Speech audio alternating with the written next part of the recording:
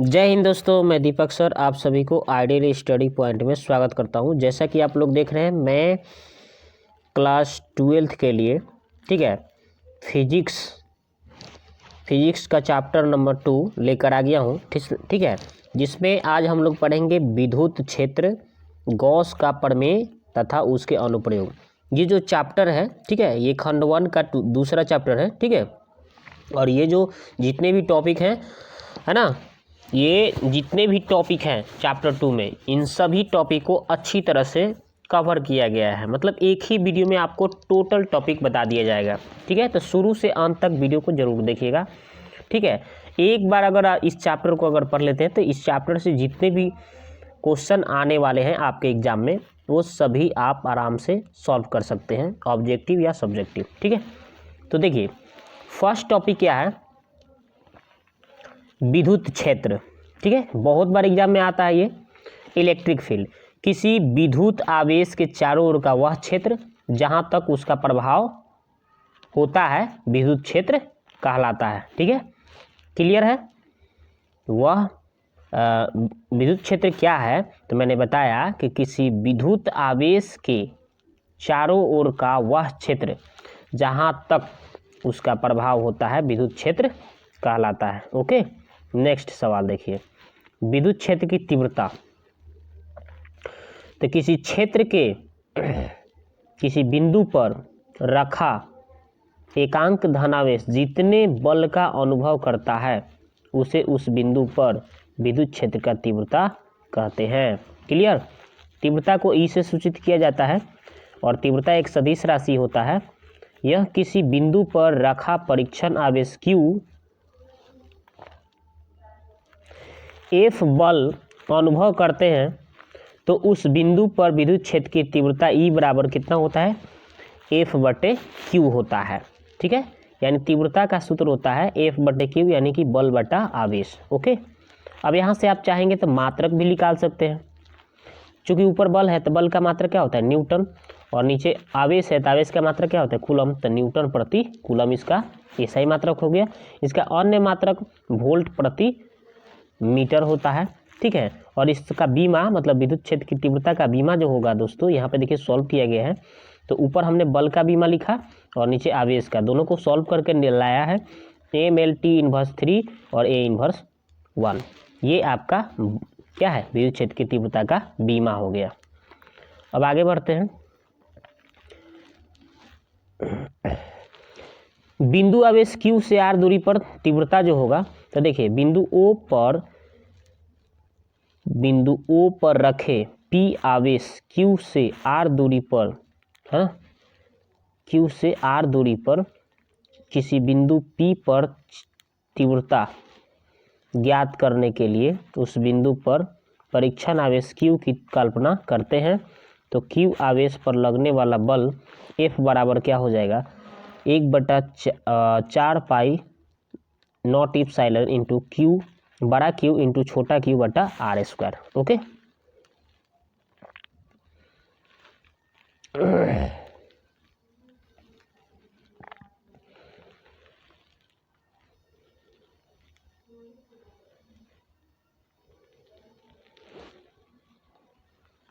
तो ये बात तो समझ में आ गया। अब देखते हैं, तो ये F बराबर ये फार्मूला हो गया। तो ये देखिए इसका चित्र हमने बना दिया। यहाँ पे देखिए R दूरी पर है और यहाँ पे देखिए विद्युत क्षेत्र की तीव्रता की परिभाषा से देखा जाए तो इसका यहाँ पे एक फार्मूला निकल के सामने आ रहा है तीव्रता का, 1/4 पाई R 1/4 pi not epsilon into Q बड़ा Q बटा R²। ठीक है, और विद्युत क्षेत्र की तीव्रता का ये आपका सूत्र हो गया, व्यंजक हो गया। ठीक है, याद रखिएगा 1/4 पाई नॉट एप्सिलॉन इंटू Q बटा R²। ये ऑब्जेक्टिव में काफ़ी बार एग्जाम में आ चुके हैं। ठीक है, तो देखिए विद्युत क्षेत्र रेखाएं क्या है, इलेक्ट्रिक फील्ड लाइंस। तो देखिए विद्युत क्षेत्र में एकांक धनावेश जिस पथ से होकर गमन करता है उसी पथ को विद्युत क्षेत्र रेखाएं कहते हैं। तो देखिए इसका इस चित्र बना दिए हैं, विद्युत क्षेत्र रेखाएं। यहाँ पे देखिए ये सब रेखाएं हैं, विद्युत क्षेत्र रेखाएं। ओके, एकांक धनावेश जिस पथ से होकर गमन कर रहा है उसी पथ को हम लोग क्या कहते हैं, विद्युत क्षेत्र रेखाएं कहते हैं। इस तरह से आप चित्र बना लीजिएगा। आगे देखते हैं, यहाँ देखिए विद्युत क्षेत्र रेखाओं के कुछ गुण बताए गए हैं। देखिए तो विद्युत क्षेत्र रेखाएं के गुण इस प्रकार है। नंबर 1, यह धन आवेश से शुरू होता है, माने उत्पन्न होता है, और ऋण आवेश पर क्या हो जाती है, जाकर समाप्त होती है। धन आवेश से शुरू होती है और ऋण आवेश पर जाकर समाप्त होती है, ये पहला गुण हो गया। और इसके किसी बिंदु पर खींची गई स्पर्श रेखा उस बिंदु पर विद्युत क्षेत्र रेखा की दिशा बताती है। तीसरा बताया गया है गुण कि किसी स्थान पर विद्युत क्षेत्र रेखाओं का दूर दूर होना विद्युत क्षेत्र का क्षीण होना प्रदर्शित होता है, और क्षेत्र रेखाओं का पास पास होना विद्युत क्षेत्र रेखाओं का प्रबल होना प्रदर्शित करता है। चौथा गुण बताया गया है कि विद्युत क्षेत्र रेखाएं एक दूसरे को कभी नहीं काटती है। ओके, ये इसका गुणधर्म हो गया। ठीक है ना, विद्युत क्षेत्र रेखाओं का गुण जो हो गया आपका पूछा जाएगा। ठीक है, चाहे विशेषता, तो ये आपको बताना है। नेक्स्ट क्वेश्चन देखते हैं, नेक्स्ट टॉपिक देखते हैं विद्युत फ्लक्स। तो विद्युत फ्लक्स क्या है, तो विद्युत क्षेत्र में स्थित किसी पृष्ठ से अभिलंबवत गुजरने वाली कुल क्षेत्र रेखाएं की संख्या को विद्युत फ्लक्स कहते हैं। याद कर लेना है अच्छी तरह से कि विद्युत क्षेत्र में स्थित किसी पृष्ठ से अभिलंबवत गुजरने वाले कुल क्षेत्र रेखाएं की संख्या को विद्युत फ्लक्स कहते हैं। हो गया, इसे फाई ई से सूचित करते हैं। अब देखिए यहाँ से अभिलंबवत कोई तल से बहुत सारे क्षेत्र रेखाएं गुजर रही है ना विद्युत फ्लक्स। अब यहाँ पे देखिए ई बराबर phi E equal to E into delta S होता है, और यहाँ पे वेक्टर लगा सकते हैं। ठीक है, और वेक्टर जब हटता है तो यहाँ पे ई और यहाँ पे क्या हो जाएगा, डेल्टा एस, और यहाँ पे कॉस थीटा हो जाएगा। ठीक है, ये कॉस थीटा गुना में आ जाता है जब वेक्टर हटता है। तो आगे देखते हैं, तो phi E equal to E cos theta delta S.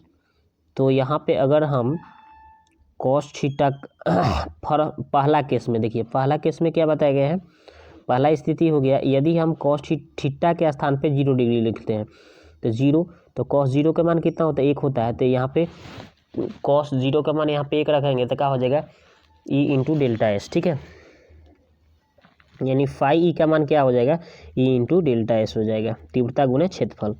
अगर दूसरी केस में देखा जाए तो अगर हम थीटा के स्थान पे 90 डिग्री रख देते हैं तो ई इंटू कितना हो जाएगा, डेल्टा एस, यानी क्षेत्र, और कॉस 90 का मान 0 हो जाता है तो 0 रख देंगे हम यहाँ पे, तो यहाँ पे सब का सब 0 हो जाएगा।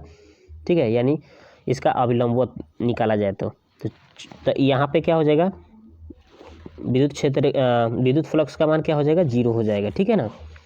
अब देखिए तो विद्युत फ्लक्स को जो होगा तीव्रता गुणे क्षेत्रफल होता है सूत्र, और तीव्रता का सूत्र क्या होता है, हम लोग पीछे पढ़े थे, बल बटा आवेश। ठीक है, यानी न्यूटन, और बल और कूलम का मात्रक का होता है, अथी आवेश का मात्रक क्या होता है, कूलम।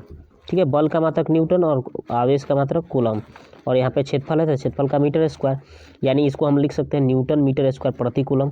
ठीक है, तो ये विद्युत फ्लक्स का ऐसा ही मात्रक हो गया, तो यानी वही आपको बताया गया है न्यूटन मीटर स्क्वायर प्रति कूलम, ये विद्युत फ्लक्स का ऐसा ही मात्रक हो गया। इसका बीमा भी हम यहाँ से निकाल सकते हैं। ठीक है, तो देखिए विद्युत फ्लक्स का बीमा हो गया यहाँ पे तो इसमें क्या है, तो यहाँ पे देखिए इसका बीमा निकाल दिया गया है, विद्युत फ्लक्स का बीमा। ठीक है, तो कितना आया है, M L Q T inverse 3 A inverse 1। ठीक है, ये हो गया विद्युत फ्लक्स का बीमा। आगे बढ़ते हैं,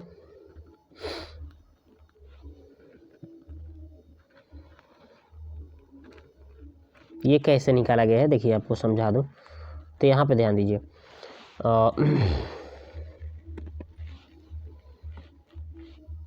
देखिए तो यहाँ पे क्या है, ये देखिए तीव्रता और ये है क्षेत्रफल, तो तीव्रता का बीमा और क्षेत्रफल का बीमा हमने रख दिया। तो तीव्रता का बीमा जो होता है दोस्तों, ये हो गया तीव्रता का बीमा, और यहाँ पे क्षेत्रफल का बीमा क्या लिखा है, एल स्क्वायर लिखा है।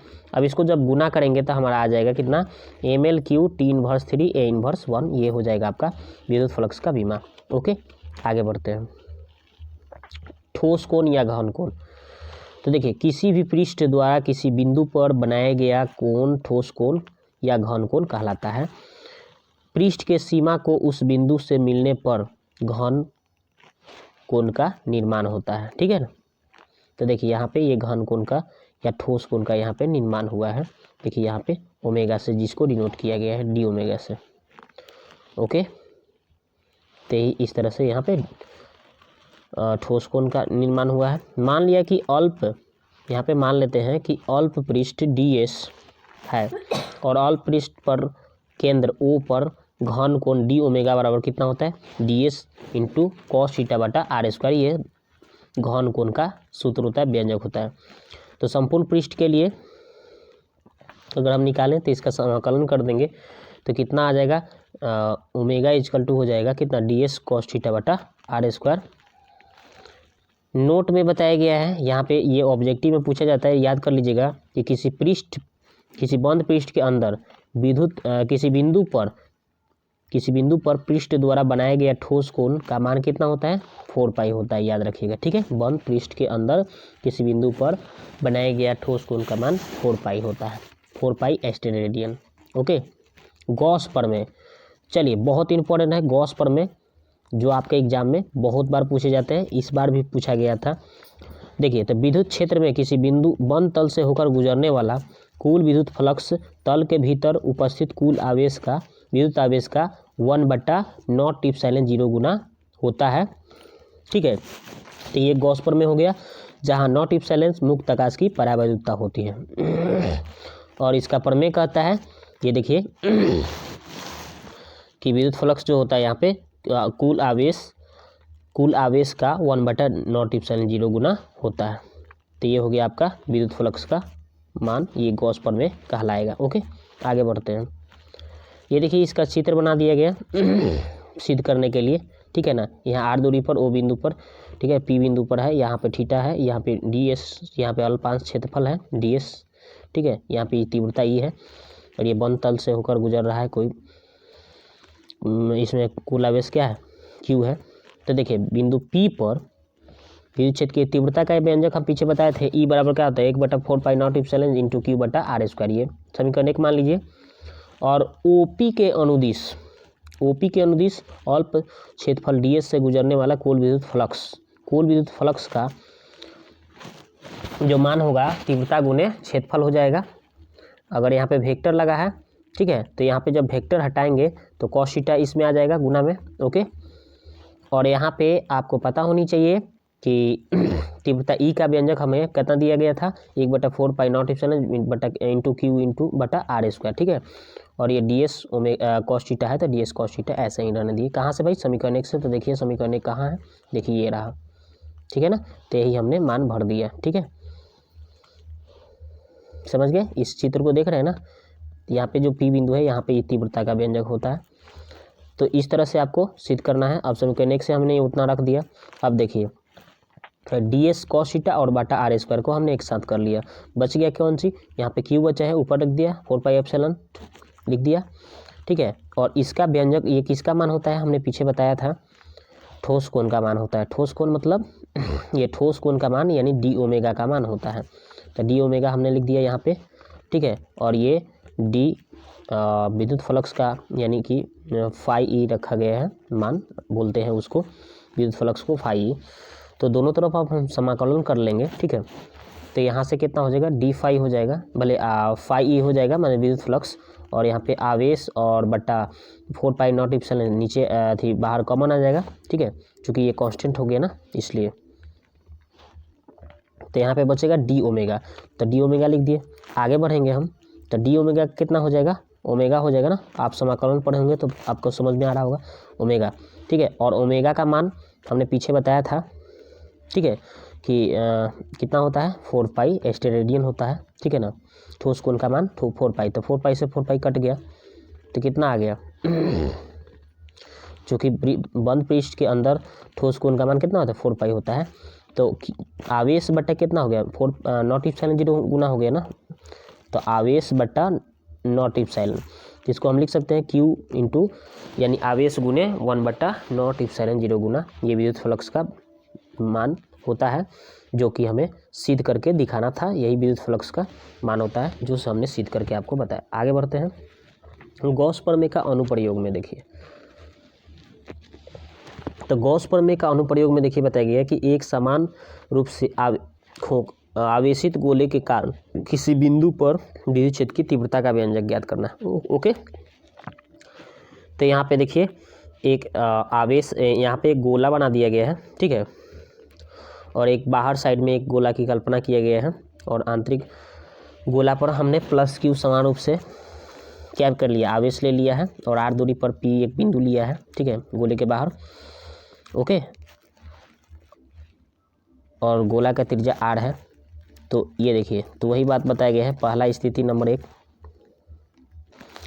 जब बिंदु गोले के बाहर है तब क्या होगा। मान लिया कि आर त्रिज्या का एक गोला है, एक केंद्र जिसका केंद्र ए है, जिस पर प्लस क्यू आवेश समान रूप से वितरित है ना, और गोले के केंद्र ओ से आर दूरी पर स्थित कोई बिंदु पी है जिस पर विद्युत क्षेत्र की तीव्रता ज्ञात करनी है। यही ना बात बताया गया।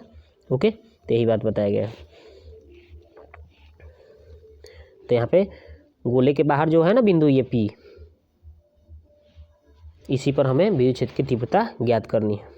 वही बात हमने लिख दिया।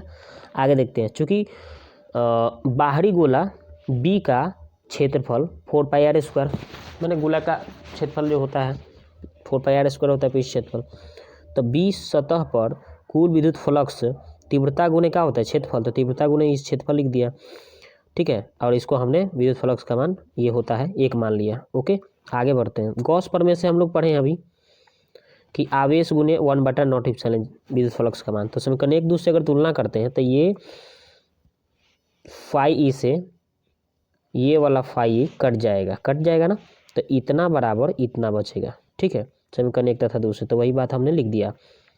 अब लिखा गया, तो अब देखिए यहाँ से हमें तीव्रता का व्यंजक ज्ञात करनी है, तो ये सटा है तो बटा में आ गया, तो क्या हो गया, Q/4π0 एप्सिलॉन इंटू r² हो गया, ठीक है। तो ये व्यंजक निकल गया तीव्रता का, जो हम पीछे बताए भी थे आपको। अब जब बिंदु गोले के सतह पर है, मतलब कि गोला पर ही बिंदु पी आ गया, तब का होगा, ठीक है। तो ये जो छोटा वाला दूरी r था, ये बड़े R के बराबर हो गया, ठीक है ना। तो हम क्या करेंगे, बड़ा R जो हम क्या करेंगे अब, कि जो छोटा r है ना नीचे, ये r², ये इसको हम बड़ा R कर सकते हैं, ठीक है ना, चूँकि दूरी तो सेम हो गया, बड़ा R बराबर छोटा R। ओके, तो गोले पर होगा तो ये व्यंजक हो जाएगा, गोले के पृष्ठ पर होगा तो उसका व्यंजक ये। जब बिंदु गोले के अंदर स्थित होगा तब क्या होगा, तो देखिए, तो अंदर चला गया, यानी कि दूरी जो होगा, ये जब गोला के अंदर ये पी हो गया, तो ये क्या हो गया, दूरी तो कम हो गया, बड़ा R से छोटा R का मान क्या हो गया, कम हो गया। तब क्या हो जाएगा, देखिए, विद्युत फ्लक्स का जो व्यंजक हो, तीव्रता गुने क्षेत्रफल लिख दिया। गॉस प्रमेय का प्रयोग करते हैं, तो यहाँ पे देखिए बताया गया है कि गोले के अंदर किसी भी बिंदु पर कुल विद्युत फ्लक्स का मान क्या होता है, 0 होता है। अगर अब हम तुलना करें दोनों से, ठीक है, समीकरण 1 दूसरे, तो ये फाई ई से फाई ई कट जाएगा, ठीक है, तो बचेगा ई गुने 4πr² बराबर 0, ठीक है, तो वही हमने लिख दिया। अब यहाँ से तीव्रता का व्यंजक ज्ञात करें तो 4πr² से इधर 0 में भाग हो जाएगा, तो कितना आएगा, तीव्रता का व्यंजक हो जाएगा 0। तो गोले के अंदर अगर बिंदु चला जाएगा तो उसमें तीव्रता का व्यंजक क्या हो जाएगा, 0 हो जाएगा। याद रखना है, ऑब्जेक्टिव में पूछा जाएगा तो याद कर लेना है, ठीक है ना। बाहर होगा तो गोले के बाहर बिंदु पी होगा तो ये व्यंजक, गोले के पृष्ठ पर होगा तो ये व्यंजक, और गोले के अंदर हो जाएगा तो क्या होगा, तीव्रता का व्यंजक 0 हो जाएगा, याद रखना है। अब देखते हैं, अति लंबे आवेशित बेलनाकार चालक के कारण विद्युत क्षेत्र की तीव्रता का व्यंजक ज्ञात करनी है, ठीक है। तो यहाँ पे देखिए, सबसे पहले हम क्या किए हैं कि एक बड़ा सा बेलन बनाया है अति लंबे AB, ठीक है। तो वही हमने मान लिया कि एक अति लंबे AB आवेशित बेलनाकार चालक है, ठीक है, जिसके एकांक लंबाई पर कौन सी लेमडा आवेश लिए हैं, ठीक है, इस पर लेमडा आवेश वितरित है प्लस, ठीक है ना। तो इस पर कौन सा आवेश है, इस सब पर लेमडा आवेश वितरित है, याद रखिएगा। ओके, आगे में फिर बताया गया है कि बेलन के अक्ष से R दूरी पर, ये देखिए R दूरी पर बेलन के अक्ष से कोई बिंदु P लिया गया है, ठीक है, ये P बिंदु लिया गया है। आवेशित बेलनाकार, जहाँ पे आवेशित बेलनाकार के कारण विद्युत क्षेत्र की तीव्रता E ज्ञात करना है, विद्युत क्षेत्र की तीव्रता मुझे ज्ञात करनी है। तो हम क्या करेंगे, आवेशित बेलनाकार बेलन के समाक्षीय L लंबाई का एक R त्रिज्या के एक दूसरा बेलन CD है ना, तल CD की कल्पना करते हैं, मतलब इसी के समाक्षीय एक और हम कितना L लंबाई का एक समाक्षीय हम क्या करते हैं, CD और बेलन की कल्पना करते हैं, ठीक है। वही बात बताया गया, जो बिंदु कहाँ से, पी से होकर गुजरता है। अब सी डी तल वाला बेलन का कौन सी क्षेत्रफल निकालते हैं, डी एस बराबर, तो 2πr होता है ना, 2πrh होता है बेलन का पृष्ठ क्षेत्रफल होता है 2πrh। तो लेकिन यहाँ पे h के स्थान पे यहाँ पे l होगा ना, चूँकि इसके ऊंचाई जो माने हैं हम, क्या माने हैं, l माने हैं ना, इसकी ऊंचाई l है, इसलिए यहाँ पे 2πrl लिख दिया गया। ओके, अब देखिए कुल विद्युत फ्लक्स जो होता है क्या होता है, तीव्रता गुने क्षेत्रफल, तो तीव्रता ई हो गया, क्षेत्रफल क्या मान है प्राप्त है ना 2πrl, इसको समीकरण हम 1 मान लेंगे। उसके बाद देखिए, परंतु सी डी के भीतर कुल आवेश लेमडा इंटू एल होगा, क्योंकि कुल आवेश की अगर बात कर ले हम, ठीक है ना, तो सी डी के अंदर जो होगा कुल आवेश की बात करें तो लेमडा आवेश तो पहले से वितरित था ही, और इसका एल लंबाई है तो इसमें गुना हो जाएगा आवेश में, तो कुल इसका आवेश निकल के सामने आएगा लेमडा इंटू एल। ठीक है, याद रखिएगा। तो गॉस प्रमेय से यहाँ पे क्या हो जाएगा, तो विद्युत फ्लक्स जो होता है कुल आवेश का 1/0 गुना होता है, पढ़े हम लोग। तो कुल आवेश क्या है, लेमडा एल इंटू 1/0। तो इसको हम समीकरण 2 मान लिए। अब हम समीकरण 1 2 से तुलना करेंगे, तो तुलना करेंगे तो यहाँ पे हमारा कौन कौन कटेगा भाई, 1 2 से तुलना करेंगे तो ये हमारा कौन कौन सा कट जाएगा, देखिए तो यहाँ पे कौन कौन सा कटेगा, तो ये फाई ई से फाई ई कटेगा, तो ई गुने 2πrl बराबर कितना हो जाएगा, लेमडा एल इंटू 1/0 के बराबर हो जाएगा। समीकरण 1 2 से करेंगे तो वही बात यहाँ पे देखिए लिखा गया है। ठीक है, तो ई गुने 2πrl बराबर लेमडा एल इंटू 1/0। अब ये इधर 2πrl को बटा में भेज दिया गया। ठीक है, अब यहाँ से एल से एल क्या हो जाएगा, कट जाएगा, तो लेमडा बटे 2πr इंटू 0 यही हो गया तीव्रता का व्यंजक हो गया अति लंबे बेलनाकार चालक के लिए। ठीक है, तो ये भी पूछा गया है बहुत बार दीर्घ क्वेश्चन में। तो अब देखते हैं ये चैप्टर के जितने भी पॉइंट थे सब समाप्त हुआ। अब हम लोग क्या करते हैं, ऑब्जेक्टिव क्वेश्चन देखते हैं। तो देखिए ऑब्जेक्टिव में बताया गया एक स्थिर विद्युत आवेश उत्पन्न करता है तो केवल विद्युतीय क्षेत्र। ठीक है, दूसरा क्वेश्चन है एक बिंदु आवेश Q से r दूरी पर विद्युत क्षेत्र की तीव्रता का परिमाण कितना होता है। अभी तीव्रता का परिमाण हम व्यंजक प्राप्त कराए थे कि 1/4π0 इंटू Q/r²। किसी घिरे हुए बंद पृष्ठ के विद्युतीय फ्लक्स, किसी बंद पृष्ठ पर विद्युतीय फ्लक्स भीतर स्थित आवेश का कितना गुना होता है, 1/0 गुना होता है। अभी आप पढ़े थे ना गॉस प्रमेय से। अगला क्वेश्चन है आवेशित खोखले गोलीय चालक के अंदर विद्युत क्षेत्र की तीव्रता कितनी होती है। आवेशित गोलीय चालक के अंदर का तीव्रता अभी हमने ज्ञात किए थे ना, 0 होता है। आगे देखते हैं 5 नंबर क्वेश्चन क्या है, किसी आवेशित चालक के ठीक बाहर किसी बिंदु पर विद्युत क्षेत्र की तीव्रता आवेश के पृष्ठ घनत्व 1/0 गुनी होता है, जहाँ 0 मुक्ताकाश की क्या होती है, परावैद्युतता है। इस कथन को कहते हैं, क्या कहते हैं, कूलॉम का प्रमेय। नेक्स्ट, कूलॉम के नियम से ही बताया गया है। अनंत लंबाई वाले आवेशित बेलनाकार चालक के अक्ष से r दूरी पर विद्युत क्षेत्र की तीव्रता क्या होगा, तभी ज्ञात किए थे, लेमडा बटा 4π0 इंटू r। अगला क्वेश्चन है एक आवेशित चालक के सतह के किसी बिंदु पर विद्युत क्षेत्र की तीव्रता कितना होता है, तो सतह के लंबवत होता है। आवेशित चालक के सतह के किसी बिंदु पर विद्युत क्षेत्र की तीव्रता कैसा होता है, तो सतह के लंबवत होती है। नेक्स्ट क्वेश्चन देखते हैं, यदि गोले पर आवेश 10 माइक्रोकूलम हो तो उसकी सतह पर विद्युतीय फ्लक्स का मान कितना हो जाएगा। तो इसको आप जब सोल्व करिएगा तो 36 पाई गुने 10⁴ न्यूटन मीटर स्क्वायर प्रति कूलम होगा। ठीक है, तो न्यूमेरिकल का हम एक वीडियो लेकर आएंगे, न्यूमेरिकल क्वेश्चन का सॉल्यूशन करके आपको बताएंगे डिटेल्स। ठीक है, क्योंकि इसमें बताएंगे तो बहुत काफ़ी लंबा वीडियो हो जाएगा, तो इसलिए इसमें हम केवल आंसर बताएं। चालक पदार्थ से बने असीमित आवेशित पतली चादर की सतह के निकट स्थित किसी बिंदु पर विद्युत क्षेत्र का मान कितना होता है, तो σ/2 ठीक है। अगला क्वेश्चन है 10 नंबर, कि यदि समरूप विद्युत क्षेत्र में एक शख्स की दिशा में हो तो समविभवी तल क्या हो जाएगा, वाई जेड तल की दिशा में होगा। एक्स में होगा तो कौन बचा है, वाई जेड बचा है ना, तो वाई जेड की तल में। अगर यहाँ पे वाई कहेगा तो वाई को छोड़ेंगे तो क्या बचेगा, एक्स जेड की तल में हो जाएगा। ठीक है, इनमें से कौन विद्युत क्षेत्र की तीव्रता का मात्रक है, तो विद्युत क्षेत्र की तीव्रता का मात्रक न्यूटन मीटर प्रति कूलम होता है, न्यूटन प्रति कूलम। ठीक है, आगे देखते हैं।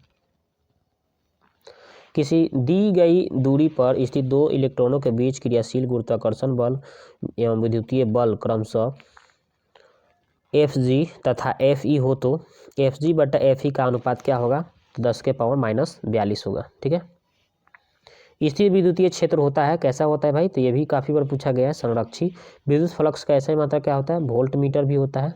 ठीक है, अगला क्वेश्चन है विद्युत क्षेत्र की तीव्रता एक राशि है, क्या राशि है भाई, तो सदिश राशि है। ठीक है, तो इसमें हमने जितने भी 2 चैप्टर में टॉपिक था उसका अच्छी तरह से पूरा डिटेल्स के साथ डिस्कस किया, और इसमें साथ में प्लस में आपको ऑब्जेक्टिव भी क्वेश्चन का डिस्कशन किया। तो वीडियो आपको कैसा लगा, शुरू से अंत तक देखे होंगे तो आपको ज़रूर इसमें लगा होगा कि हमें सब टॉपिक अच्छी तरह से बता दिया गया। तो वीडियो देखने के लिए आपको बहुत बहुत धन्यवाद। मिलते हैं नेक्स्ट वीडियो में।